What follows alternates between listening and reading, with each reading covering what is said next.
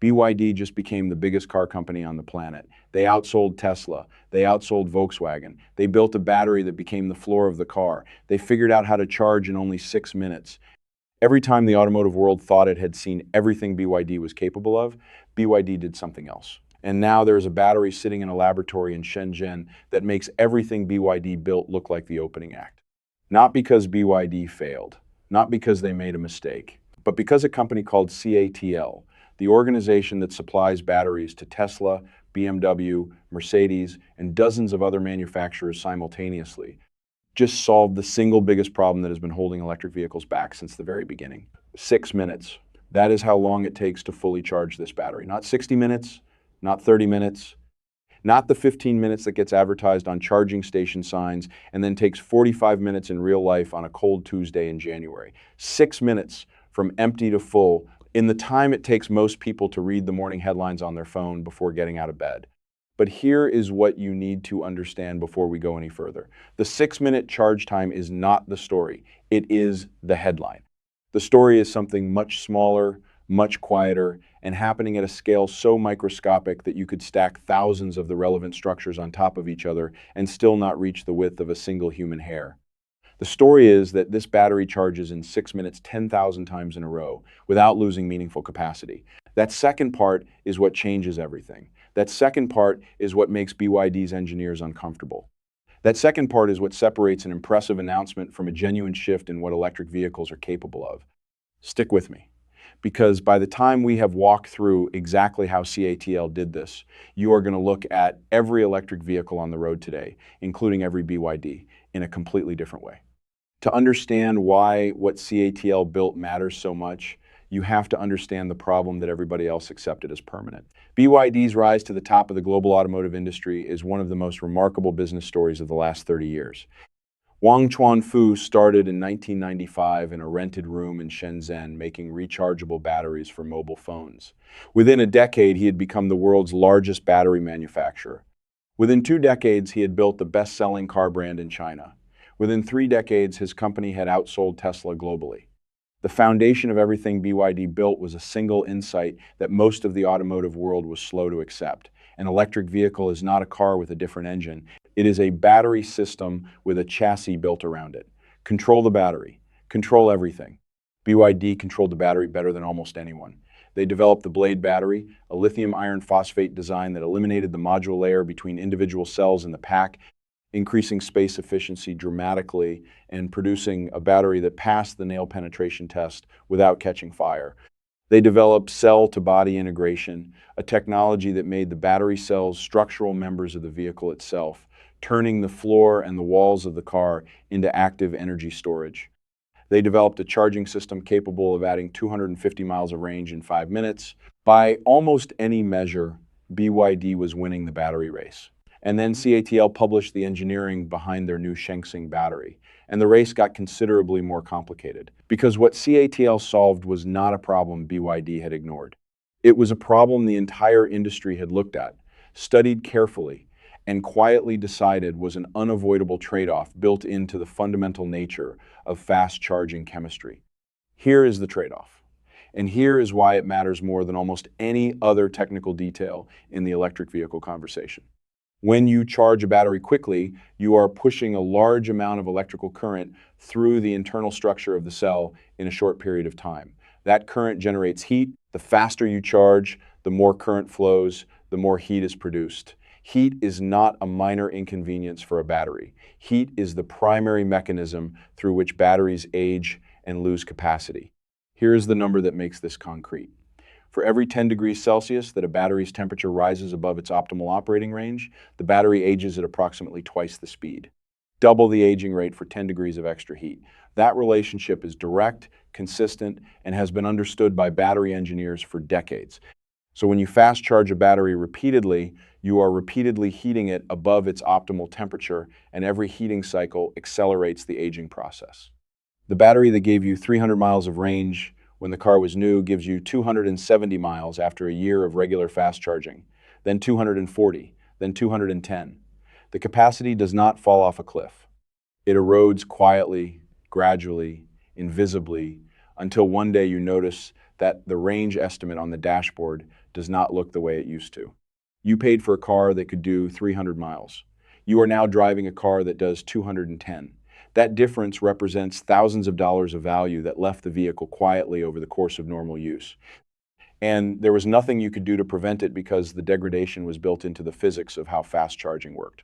The industry's response to this problem was to manage it rather than solve it. Some manufacturers limited maximum charging speeds automatically to protect battery longevity.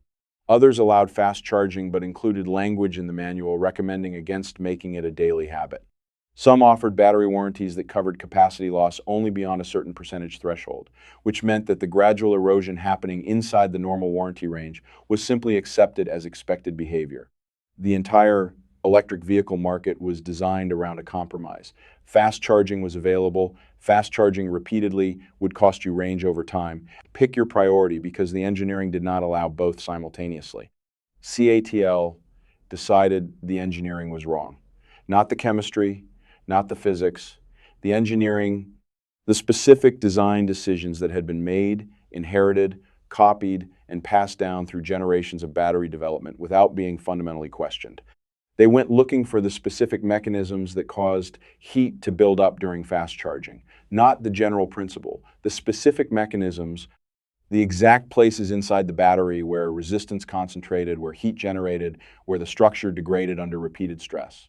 And they found 3 of them. If you are finding this useful, hit the like button right now, because what comes next is the part that most coverage of this battery completely misses, and it is the part that explains why this is not just another battery announcement. The first mechanism was hiding in the most obvious place imaginable. The length of the cells themselves. Resistance in an electrical conductor is directly proportional to the length of the path the current has to travel. This is not a complicated principle. It is one of the most basic relationships in electrical engineering. Longer path, more resistance. More resistance, more heat. The relationship is linear, and it has been known since the 19th century. CATL looked at the length of their battery cells and asked a question that sounds almost too simple. What happens if we make them shorter? They trimmed the cells to approximately 300 millimeters in length. Shorter cells mean shorter paths for the charge carriers traveling through the internal structure during charging. Shorter paths mean less resistance. Less resistance means less heat generated during every charging session. The engineering equivalent of moving your office from across the city to around the corner. Same job, dramatically less effort, dramatically less heat produced in the process. That single change reduced resistance meaningfully, but it was only the beginning. The second and third mechanisms were hiding somewhere that most battery engineers had studied, but few had looked at with the specific question CATL was asking. Inside every lithium battery, there is a layer so thin that calling it microscopic undersells how small it actually is. You could stack thousands of these layers on top of each other, and the total height would still not match the width of a single human hair. This layer forms on the surface of the anode, which is one of the 2 main electrodes inside the cell. It forms naturally during the first few charging cycles of a new battery, and it performs a function that is absolutely essential to the battery working at all. Think of it as a selective doorman standing at the entrance of a very exclusive venue. Its job is to allow lithium ions, the charge carriers that move through the battery during charging and discharging, to pass through freely while blocking other chemical species that would damage the internal structure if they got inside. Without this layer, the chemistry inside the battery would become destructive within days. The battery would consume itself from the inside and fail almost immediately. So this layer is not optional. It is not a side effect. It is fundamental infrastructure that the battery depends on entirely for its ability to function. Here is where the story becomes genuinely uncomfortable. When you fast charge a battery repeatedly, the combination of high current and elevated temperature puts this doorman layer under significant mechanical and chemical stress. Over hundreds and then thousands of charging cycles, the layer develops cracks. It breaks down locally.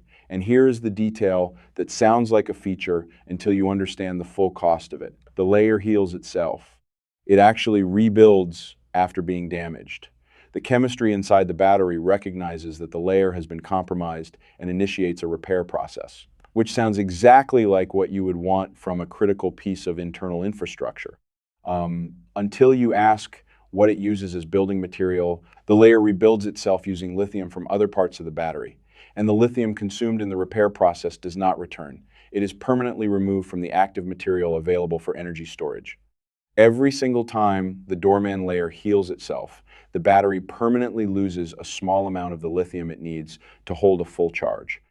Do that repair process hundreds of times, then thousands of times, and the battery that once stored enough energy for 300 miles now stores enough for 270, then 240, then less. The math is slow, it is relentless, and it was happening inside every fast-charged electric vehicle battery in the world, including every BYD, every Tesla, every vehicle from every manufacturer that offered rapid charging as a feature.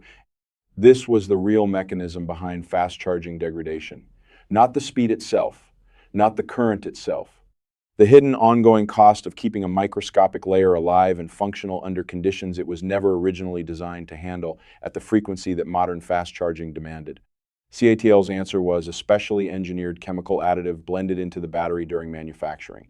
This additive attacks the problem from two directions at the same time. First, it reinforces the doorman layer structurally, making it significantly more resistant to cracking and breaking down under the stress of repeated fast charging. Less breakdown means fewer repair cycles. Fewer repair cycles means less lithium consumed in repairs. Less lithium consumed means less capacity lost over time. The degradation curve that had been accepted as inevitable flattens dramatically.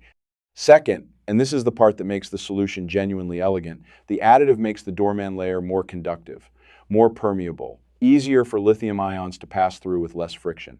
That reduced friction means less heat is generated at the layer itself during every charging session. Less heat means less stress on the layer. Less stress means it breaks down less frequently, which means fewer repair cycles, which means less lithium consumed. The solution reinforces itself. One additive solving the same problem from multiple angles simultaneously, with each improvement making every other improvement more effective. The third mechanism was one step further inside the anode, past the doorman layer, into the graphite structure where lithium ions actually get stored during charging. Graphite is made up of flat molecular layers stacked on top of each other, like an extraordinarily thin deck of cards with almost no space between them. During charging, lithium ions have to insert themselves between these layers, sliding into the gaps in the graphite structure and staying there until the battery is discharged and they move back out again. When those gaps are tight, the ions have to force their way in. That forcing generates friction. Friction generates heat. And the tighter the gaps, the more heat is generated during every charging session, and the more stress is placed on the graphite structure itself over time. CATL found a way to expand those gaps during the manufacturing process. Not dramatically, not in a way that compromises the structural integrity of the graphite, just enough to give the lithium ions meaningfully more room to move. The ions slide in more easily. Resistance at this stage drops, heat drops. The graphite structure experiences less mechanical stress over thousands of charging cycles. Three separate mechanisms, three separate engineering solutions, each one targeting a specific source of resistance and heat that had previously been accepted as inherent to the fast charging process. Together, these changes cut the total internal resistance of CATL's battery pack in half compared to standard fast charging designs, in half. The pack stays below 70 degrees Celsius during a 6-minute fast charge. Competitor packs regularly reach 80 degrees or higher under comparable conditions. That 10-degree difference means the CATL battery ages at half the rate of its competitors during fast charging. After 1,000 fast charging cycles, which represents roughly 3 years of charging your car every single day, the battery retains 90% of its original capacity. 90%. After 3 years of daily fast charging, that number redefines what the ownership experience of an electric vehicle means in practice. This is the moment in the story where BYD's position becomes genuinely complicated, because BYD's entire competitive advantage is built on controlling the battery better than anyone else. The blade battery, the cell-to-body integration, the 5-minute charging, all of it flows from the foundational belief that whoever controls the best battery controls the car. CATL just built a battery that charges in 6 minutes and retains 90% capacity after 1,000 cycles. CATL supplies batteries to Tesla, BMW, Mercedes, Volkswagen, and dozens of other manufacturers. The battery technology that BYD spent 30 years developing an advantage in is now being matched and in specific dimensions exceeded by a company that can put this technology into vehicles from every major manufacturer on Earth simultaneously. That is not a comfortable position for any company to find itself in, even a company as formidable as BYD. But the engineering story is not finished yet, because even with resistance cut in half, fast charging still produces heat. Physics does not allow otherwise. The question CATL had to answer was not how to eliminate heat entirely. It was how to remove it fast enough that it never accumulates to levels that accelerate aging. Most battery packs in current electric vehicles use a single cooling plate positioned underneath the cells. It functions like a cold surface, drawing heat downward and away from the battery during operation. It works adequately for normal driving conditions and moderate charging speeds. During a 6-minute fast charge, when the battery is accepting current at a rate far beyond anything normal driving produces, a single cooling surface cannot remove heat fast enough to prevent temperature from rising into the range where aging accelerates. CATL added a second cooling plate on top of the battery. The cells are now sandwiched between two cooling surfaces, one above and one below, drawing heat out from both directions simultaneously. The available surface area for heat removal doubles during the most aggressive charging conditions, when temperature is rising fastest and the consequences of letting it build are most significant. The dual cooling system keeps the pack within safe operating limits that a single plate could not maintain. It is a solution that sounds almost too straightforward once you hear it, but the impact on real-world charging performance is significant and measurable. Then there is the cold weather problem, and this is where the story becomes relevant to every electric vehicle owner who has ever lived somewhere with a real winter. Cold temperatures slow down the electrochemical reactions inside a lithium battery. Charge carriers move more slowly. The battery's ability to accept current drops. Push a fast charge into a very cold battery, and you risk causing permanent structural damage to the internal components. The standard industry solution is a preheating cycle that warms the battery before charging begins, using energy from the pack or the charger to bring the cells up to an acceptable operating temperature before high current charging starts. It works. It is also slow, and it consumes energy that could otherwise be going directly into the battery rather than into heating it. CATL's approach is different in a way that feels counterintuitive until the physics clicks into place. Their battery heats itself by sending an alternating current through its own cells before charging begins. Alternating current reverses direction rapidly and continuously. Because it reverses direction, the average net flow of current over any complete cycle is zero. The battery is not being drained. No meaningful energy is being consumed from the pack in the process. But the physical motion of current reversing back and forth inside the cells generates heat through the battery's own internal resistance. The same resistance that CATL worked to reduce everywhere else becomes a controlled heating element when alternating current is applied. And because the current flows through the interior of the cells rather than warming them from the outside in, the entire battery heats up from the inside out, evenly, quickly, without draining the pack. The result is a battery that can charge from 20% to 90% in 8 minutes and 30 seconds at minus 30 degrees Celsius. That is cold enough for exposed skin to develop frostbite in under 10 minutes. At that temperature, most current electric vehicle batteries are operating at a fraction of their normal capability.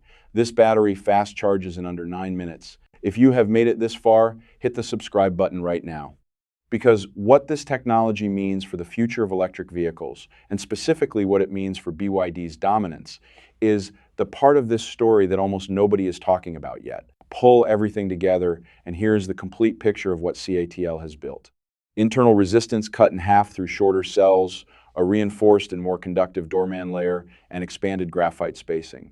Dual cooling plates removing heat from above and below simultaneously, a self-heating system using alternating current to warm the battery from the inside without draining the pack. The combined result of all of these engineering decisions is a battery that delivers 100 kilometers of driving range in 30 seconds of charging and a complete full charge in 6 minutes. And it does this while retaining 90% of its original capacity after 1,000 fast charging cycles. For context, 1,000 charging cycles at one charge per day is approximately 2 years and 9 months of daily charging. After nearly 3 years of charging this battery every single day at maximum speed, it still holds 90% of what it held when it was new. Now, put that next to what BYD offers and be honest about what the comparison shows. BYD's 5-minute charging system is genuinely impressive. The cell-to-body integration is a genuine architectural innovation. The Blade battery is a genuine achievement in lithium iron phosphate chemistry. None of that disappears in light of what CATL has built. But CATL's battery charges in 6 minutes with proven long-term capacity retention at a level the industry has not demonstrated before. And CATL does not sell cars. CATL sells batteries to the companies that sell cars, which means this technology is available to every manufacturer willing to integrate it, from the smallest startup to the largest legacy automaker on Earth. BYD's competitive advantage was always built on vertical integration. The fact that they controlled their battery technology completely and could therefore build vehicles that nobody sourcing batteries externally could match on cost or performance, that advantage was real, and it drove the most remarkable growth story in modern automotive history. CATL just complicated that advantage in a specific and meaningful way, not by copying what BYD did, by solving a problem that BYD's approach had not fully resolved. The problem of what happens to a fast-charge battery after 3 years of daily use. The implications for the broader electric vehicle market are significant enough to deserve their own moment of attention. The 3 practical objections to electric vehicle ownership that have persisted through every improvement in range, every expansion of charging networks, and every reduction in purchase price have always been the same 3 things. Charging takes too long. CATL's 6-minute charge time makes that objection past tense. The average petrol station stop, including entering, fueling, paying, and exiting, takes between 3 and 6 minutes. A 6-minute full charge does not just close the gap with petrol. It eliminates it as a meaningful comparison. The battery degrades too quickly with regular fast charging. 90% capacity retention after 1,000 daily fast charging cycles makes that objection past tense. An owner who charges their vehicle every single day for nearly 3 years at maximum speed will still have 90% of their original range. The quiet erosion of range that has defined the fast charging ownership experience disappears. Cold weather destroys the performance. 8 minutes and 30 seconds from 20% to 90% at minus 30 degrees makes that objection past tense. The winter charging experience that has shaped negative perceptions of electric vehicles in northern climates becomes a non-issue.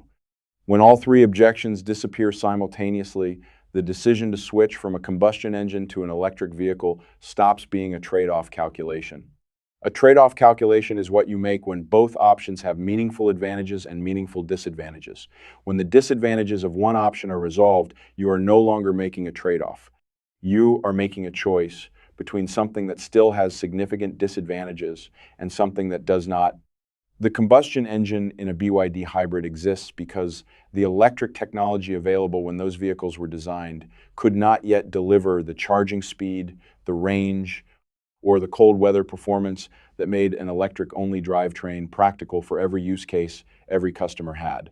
The engine was the solution to the gaps in the battery. What CATL has built closes those gaps, not partially, not in most cases, in essentially all of them. A battery that charges in 6 minutes in summer and 9 minutes in winter, that retains 90% capacity after 3 years of daily fast charging, that pairs with charging infrastructure capable of adding 100 kilometers of range in 30 seconds, is a battery that makes the combustion engine in a hybrid vehicle redundant. Not eventually, on the day it is integrated into a production vehicle.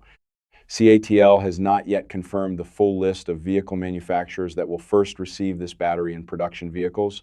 Partnerships are being finalized. When these packs start appearing in real vehicles on real roads, the conversation around both electric vehicles and BYD's competitive position is going to move faster than most analysts are currently predicting. Because BYD is not standing still. They will respond. They always have. The company that reverse-engineered Japanese battery technology in a rented room in 1995 and turned it into the world's largest automotive operation by 2024 is not a company that accepts a competitive challenge passively. But the challenge CATL has presented is a genuine one, and the response will require genuine innovation rather than incremental improvement, which means the next chapter of the battery technology race between these 2 Chinese giants is going to be worth watching very closely. CATL is also developing a separate battery chemistry they call condensed matter technology, which they say achieves 350 watt-hours per kilogram of energy density. To give that number context, most current electric vehicle batteries operate in the range of 150 to 250 watt-hours per kilogram. At 350, vehicle range approaches 1,000 miles on a single charge. That technology is still developing and deserves its own dedicated deep dive. But it tells you something important about where CATL is pointing itself. They are not trying to make the existing framework of limitations slightly less limiting. They are trying to make the framework itself obsolete. When you add up everything, a 6-minute full charge, 90% capacity retention after 1,000 cycles, 9-minute charging at minus 30 degrees, and a separate chemistry approaching 1,000 miles of range, the practical case for a combustion engine in any vehicle becomes very difficult to make. Combustion engines are remarkable engineering achievements with over a century of refinement behind them.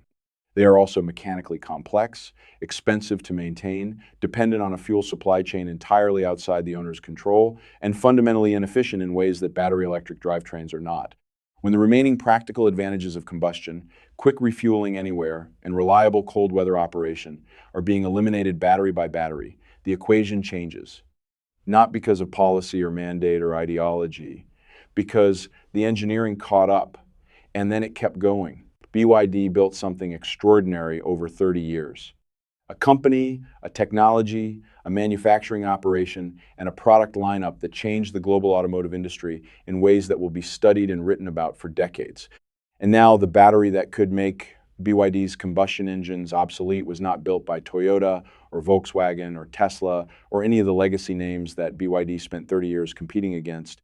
It was built by another Chinese company in another laboratory in Shenzhen.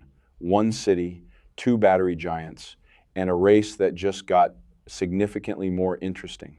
If you made it to the end of this video, hit the like button before you go. It genuinely makes a difference for this channel, and it takes 1 second. Subscribe and turn on notifications because the next chapter of this story is going to move fast, and you want to be there when it does. Drop a comment with your honest answer. Does a 6-minute charge time finally make the switch to fully electric feel like the obvious decision, or do you think BYD has something up their sleeve that changes this picture entirely? I read every single comment. See you in the next one.